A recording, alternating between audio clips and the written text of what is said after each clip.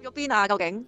多謝你咁講先，完咗都算係嘅，因為當時都比較早期喺Facebook 啊、YouTube 嗰度有拍啲嘢啦。當時主要都係一啲關於外匯交易嘅嘢。不過而家唔同晒啦，而家主要就係因為依排 AI 熱潮勁啊嘛，所以上年開發咗隻 AI，用咗3年時間去真係摸得通隻 AI 模型點樣用，跟住而家主要教翻啲指數類啦，恒指啊、納指咁樣咯。恒指同埋納指，哦，教啲指數類嘅。嗯。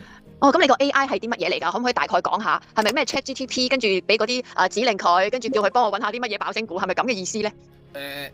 大部分人咧對 AI 嘅理解，我相信係呢方面嘅，不過其實唔係㗎啦。你睇翻咧，如果你而家上 Google 啦，你 search AI 股票分析咧，你會發覺最早期嘅文章比較多啲，即係2、3年，跟住去到而家其實好少人會講 AI 選股，因為佢哋發覺 AI 點選股都好，嗰個成績都未如理想，係啦。咁我梗係唔會咁揾啦，我係真係因為我啲學生真係都幾多 idea 嘅，咁真係自己當然係佢哋改啦，即係唔係零到一嘅，佢哋改咗啲美國嘅軟件，跟住嗰度寫心目中 OK 嘅，跟住出咗隻 AI，呢隻 AI 淨係貨投資嘅啫，唔會同你講嘢，唔會幫你做其他揾資料啊、創作畫圖片，唔會嘅，佢淨係可能話你將一隻投資標的，你俾晒啲歷史數據佢，譬如你俾4萬支蠟燭佢，跟住佢就幫你統計未來嘅升同跌嘅可能性。